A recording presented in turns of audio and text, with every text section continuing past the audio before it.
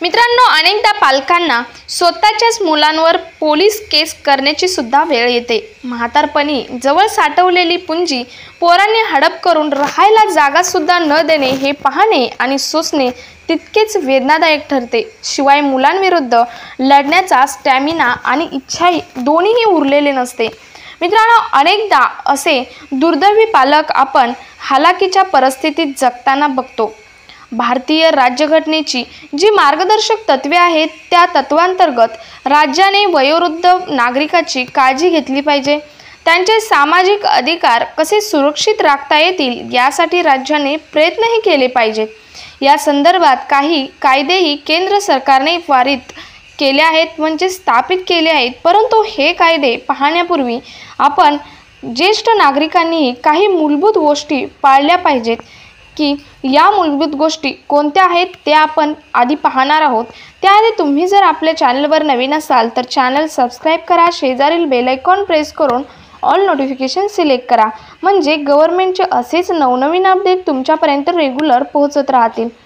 मित्रांनो, मुलगा सांभाळत नाही, घरातून हकलून बाहेर काढतो, ही तक्रार करणाऱ्यांनी म्हणजेच करणाऱ्या आईबापाने ही मूलभूत तत्वे पाळली पाहिजेत। म्हणजे मी आता जे सांगणार आहे ते मूलभूत तत्वे आधी वडिलांनी पाळली पाहिजेत।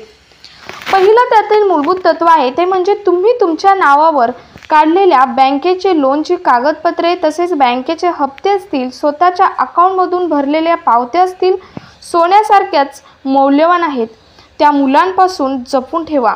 पुत्र प्रेमाचे भरते अजिबात नको, तिथे वर न येऊ देता घराची कागदपत्रे स्वतःच्या हयातीत स्वतःच्याच नावावर ठेवा। मुलाच्या नाही बाबा, अनेकदा भरपूर पालक घर घेताना कौतुकाने मुलाच्या नावावर करतात आणि हीच मुलगा लग्न झाल्यानंतर काही वर्षाने हे माझं आणि माझ्या बायकोचं घर आहे म्हणून आईबापाला बाहेर काढतो। तर हे पहिलं मूलभूत तत्व ज्येष्ठ नागरिकांनी लक्षात घेतलं पाहिजे। त्यानंतर दुसरं आहे ते म्हणजे स्वतःच्या बँकेच्या ठेवी, एफ.डी असतील, डिबेंचर्स, इतर मालमत्ता किंवा दागिन्यांचे लॉकर्स यावर तुम्ही नॉमिनी म्हणून मुलांची नावे जरूर लावा, परंतु स्वतःच्या हयातीत ठेवी, दागिन्यांच्या पावत्या स्वतःच्याच नावावर ठेवा। हे झाले दुसरं मूलभूत तत्व की ज्येष्ठ नागरिकांनी पाळलंच पाहिजे। त्यानंतर तिसरं मूलभूत तत्व आहे ज्येष्ठ नागरिक वयात आपले पेन्शन्स अकाउंट स्वतः चालवायला शिका। पेन्शन आणणे, ATMने पैसे काढणे या गोष्टी दुसऱ्या कुणाला न सांगता स्वतः करायला शिका। हे झाले तिसरे मूलभूत तत्व ज्येष्ठ नागरिकांनी पाळलेच पाहिजे। त्यानंतर चौथे आहे ते म्हणजे पैशाचे व्यवहार संपूर्णपणे दुसऱ्यांच्या हातात सोपवू नका। त्यानंतर पाचवा आहे स्वतःच्या मेडिक्लेम पॉलिसीचे हप्ते वेळच्या वेळी भरले जात आहे यावर लक्ष द्या। सर्वात महत्त्वाचा मुद्दा आहे की ज्येष्ठ नागरिक वयात म्हणजे सिनियर सिटीजन वयात, वृद्ध वयात मेडिक्लेम पॉलिसीची खूप गरज असते आणि हीच मेडिक्लेम पॉलिसीचे हप्ते वेळच्या वेळी भरले आहेत का हे पहा, कारण बऱ्याच वेळी तुम्ही स्वतःकडील पैसे मुलाकडे देता किंवा रिलेटिव्हकडे देता हप्ते भरा म्हणून, परंतु ते वेळच्या वेळी भरतात का याकडेही तुम्ही लक्ष द्या। आणि तुमची लाईफमध्ये तुम्ही ज्या ज्येष्ठ नागरिक वयात आहात त्यामध्ये तुमची एकतरी मेडिक्लेम पॉलिसी असणे गरजेचे आहे।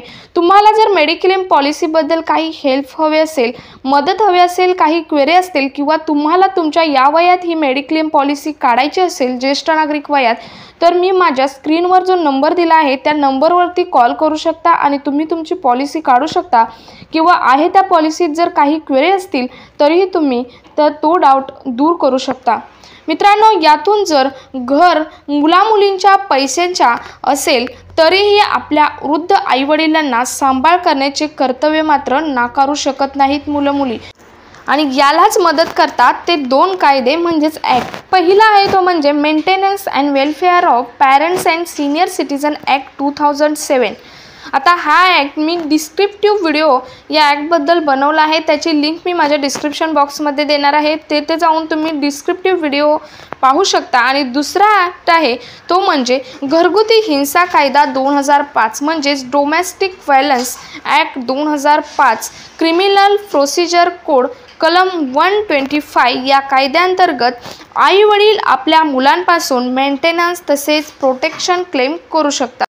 सो मित्रांनो, तुम्हाला maintenance and welfare of parents and senior citizen act 2007 हा ॲक्ट आत्ता मी सांगितल्याप्रमाणे माझ्या यूट्यूब चॅनलवरती याचा डिस्क्रिप्टिव्ह व्हिडिओ मी पोस्ट केला आहे। त्याची लिंक मी तुमच्यासाठी डिस्क्रिप्शन बॉक्समध्ये देत आहे। तुम्ही पहिल्यांदा तो व्हिडिओ व्यवस्थित पहा, तर तुम्हाला पुढील सर्व मुद्दे व्यवस्थित समजतील। त्यानंतर दुसरा जो कायदा आहे तो म्हणजे घरगुती हिंसा कायदा 2005 म्हणजे डोमेस्टिक व्हायलन्स ॲक्ट 2005। आता घरगुती हिंसा कायदा जर पाहिला तर या कायद्याद्वारे फक्त पीडित महिला न्याय संरक्षण मिळण्याची सोय आहे।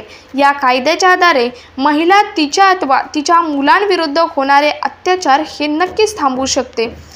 याचा अर्थ वयोवृद्ध आई वडिलांना त्रास देणाऱ्या मुलांविरुद्ध या कायद्याखाली कोर्टात केस दाखल करू शकते। आता यामध्ये स्वतःचे स्त्रीधन तसेच मालमत्ता, स्वतःच्या राहते घर इत्यादींवर ताबाही मिळवता येऊ शकतो।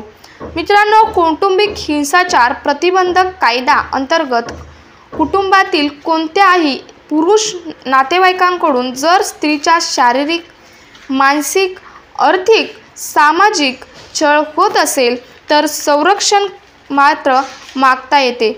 यामध्ये कोर्टात केस चालेपर्यंत पीडित स्त्रीला मुलाकडून अंतरिम पोटगी देण्याचे, घराचा ताबा स्त्रीला देण्याचे कोर्टाला खास अधिकार आहेत। सो यानंतर ज्येष्ठ नागरिकांना अशा वेळी कामी येतो तो म्हणजे क्रिमिनल प्रोसिजर कोड कलम 125। तर क्रिमिनल प्रोसिजर कोड कलम 125 काय आहे तर सेक्शन 125 क्रिमिनल प्रोसिजर कोड अंतर्गत आई वडिलांना आपल्या मुलांकडून मेंटेनन्स मागता येतो। भले आई वडील आणि मुलगा यांच्यामध्ये नातेसंबंध का असेना, मुलगी ती सांभाळत नसेल तरीही तिच्या विरुद्ध सुद्धा आई वडिलांना कोर्टात सेक्शन 125 खाली केस दाखल करता येते। हे सर्वात महत्त्वाचं आहे। आजकाल म्हणतात मुलींचं कर्तव्य नसतं सांभाळणे, फक्त मुलानेच सांभाळावे असे नसते। मुलगी जरी सासरी गेली असली तरी तिचेही कर्तव्य असते की आई वडील म्हणजे आई वडिलांना जर कोण नसेल तर तिचं सांभाळणं हे कर्तव्य असते। सो आई वडील, मुलगा आणि मुलगी यांच्यावर सेक्शन 125 अंतर्गत केस ही दाखल करू शकतात जर सांभाळत नसेल तर। सो ज्येष्ठ नागरिकांना आपल्या संरक्षणासाठी maintenance and welfare of parents and senior citizen कायदा 2007 पण खूप उपयोगी पडणार आहे। त्याची लिंक मी डिस्क्रिप्शन बॉक्समध्ये दिली आहे, तुम्हाला सांगितलंच आहे। आता खरे पाहता अशा समस्या ह्या दोन्ही बाजूनी आहेत। घरातल्या घरात मुलांना घरातून निघून जा म्हणून नोटीस पाठवणारे आईबाप आहेत आणि कमाई हडप करून त्यांना निष्कर्षपणे घराच्या बाहेर काढणारे दिवटेही आहेत। त्यांच्यासाठी हा व्हिडिओ खूप महत्त्वाचा आहे। कोणत्याही परिस्थितीत वृद्ध आईवडिलांना बाहेर काढले म्हणजे आपण सुटलो असे जर मुले समजत असतील तर हे खूप चुकीचे आहे। कोणत्याही परिस्थितीत आपल्या वृद्ध आईवडिलांना मुलांनी सांभाळलेच पाहिजे, कारण त्यांचे हे असे वय असते की त्यांच्या तोंडातून काही बाहेर येऊ शकते, परंतु त्याच्यावर राग न मानता आपल्या वृद्ध आईवडिलांना मुलांनी सांभाळले पाहिजे आणि आईवडिलांनीही आपले सर्व व्यवस्थित राहून त्यांच्याजवळ कम्फर्ट करून राहिले पाहिजे। तर दोघांवरही अशी वेळ येणार नाही। दोघांवरही या दोन्ही ॲक्ट अंतर्गत कोणतेही कायद्याशी खेळण्याची गरज नाही। तुम्ही ज्येष्ठ नागरिक या वयात सुखा समाधानात राहू शकता। तुम्ही वरील सर्व जर मूलभूत तत्वे पाळली तर तुम्ही व्यवस्थित राहू शकता। सो मित्रांनो, तुम्ही कोणी जर तरुण मुले हा व्हिडिओ पाहत असाल तर तुमच्यासाठी पण हा व्हिडिओ खूप महत्त्वाचा आहे, किंवा ज्येष्ठ नागरिक पाहत असाल तर तुमच्यासाठीही महत्त्वाचा आहे, कारण दोन्हीही मूलभूत तत्वे मी या व्हिडिओमधून सांगितले आहेत। सो हा व्हिडिओ जास्तीत जास्त ज्येष्ठ नागरिकांपर्यंत आणि तरुण मुलांपर्यंत शेअर करा आणि व्हिडिओ आवडला असेल तर व्हिडिओला एक लाईक नक्की करा। तोपर्यंत स्टे हॅपी, स्टे हेल्दी। जय हिंद, जय महाराष्ट्र।